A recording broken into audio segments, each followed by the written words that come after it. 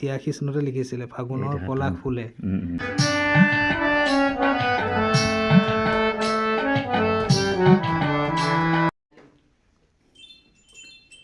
ইয়াৰ পৰা ইয়ালৈকে আছে তাৰমানে আপোনাৰ জীৱনৰ বিষয়ে আছে ন ইয়াতে? কাহিনীটো একদম সম্পূৰ্ণ ইয়ালৈকে আছে।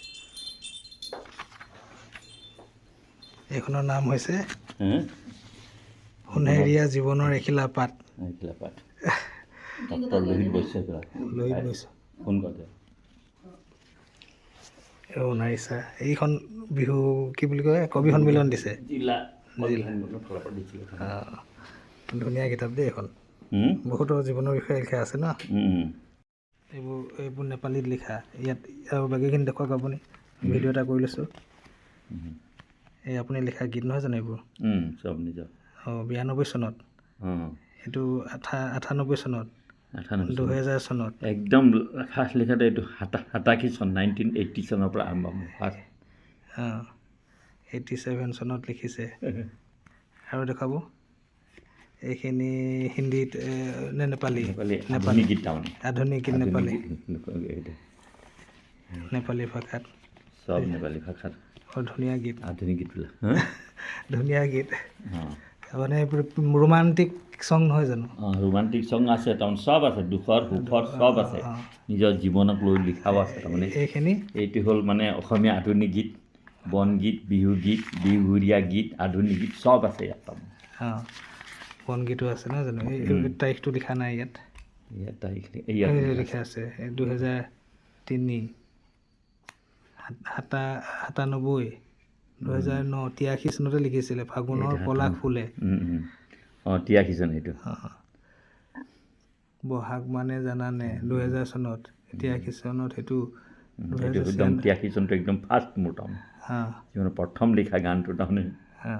সেইটো 83টো ফাগুনৰ পলাশ ফুলে। মোৰ ভাৱনা কেনিবা হেৰাই। 98, 99, 9 চনত, 1 চনত, 14 চনত। মানে আপুনি এইখিনি পিছত আকৌ টুকি থৈছে নহয় জানো? বেলেগ বহীত কৰিছিলে। বেলেগ ইয়াত মানে ইয়াতে টুকি থৈছে এইটো লাষ্ট 95 চনত। মানে এইটো একাদিক্ৰমে লিখাহে 95 চন। পাছতো কেইজন তুলিছোঁ মানে লাষ্টলৈকে তোমাৰ এইটো 21 চন হয় নহয়? 22 চন 24 চন। 24 চন চেনেহেৰে দিয়া। চেনেহেৰে দিয়া। সৰস্বতী বন্দনাৰ পৰা আৰম্ভ এইটো লিখি থৈছে নহয়। চব নিজৰ আধুনিক গীত দেখিছেনে? ইমান গীত মানে গীত লিখি থৈছে। আধুনিক গীত মুঠতে সদায় মই ডেট আৰু তাৰিখটো সদায় দিওঁৱেই তাৰমানে মই লিখা গানবিলাক কেতিয়া লিখিছিলোঁ কি তেতিয়া মানে ভাল লাগে। বুজি পায়। এইটো বনগীত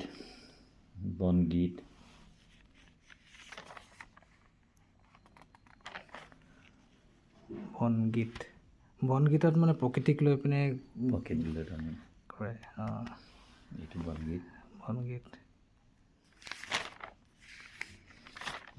গীত, দেশপ্ৰেমমূলক গীত। শ্বহীদৰ তেজেৰে নহবা ৰাঙলী অ মোৰ চেনেহী আই, সহিব নোৱাৰোঁ কেনেকৈ চাওঁ বাৰু হোৱা যদি অসহায়।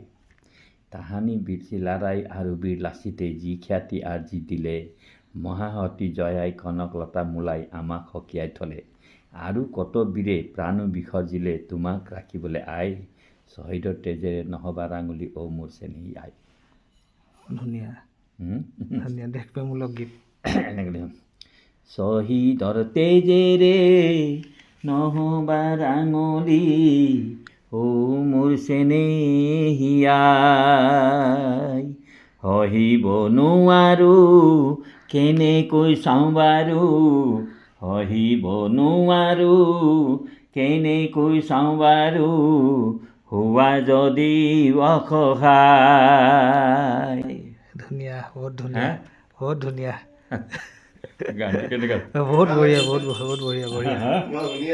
বঢ়িয়া। এতিয়া এইখিনি হ'ল অসমীয়া গীত নহয় জানো? হিন্দী গীতো আপুনি এইখিনি দেখুৱাইছিলে।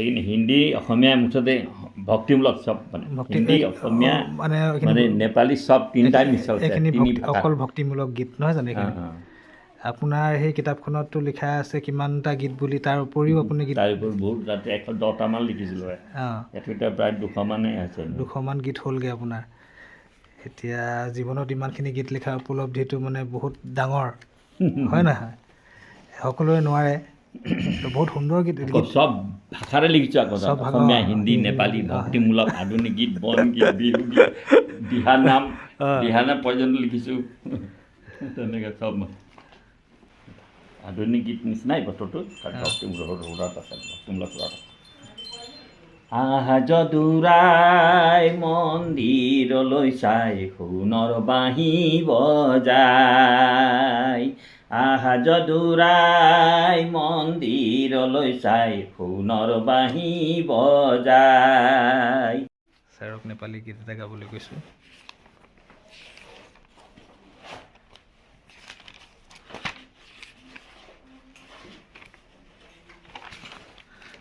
টাইটেলটো কি বুলি আছে আধুনিক গীত এইটো কিমান চনত হয় 92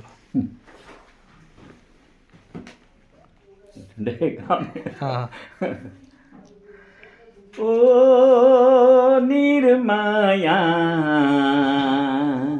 तिम्रो मिठो बोलीमा लाग्छ माया तिम्रो मिठो बोलीमा लाग्छ माया आउ न तिमी हाँसिदेऊ छम छम नाचिदेऊ आउ न तिमी हाँसिदेऊ छम छम नाचिदेऊ कहिले आउँछौ लोभन लागो सुनसाना ओ निर्माया तिम्रो मिठो बोलीमा लाग्छ माया तिम्रो मिठो बोलीमा लाग्छ माया এটা হিন্দী ভজন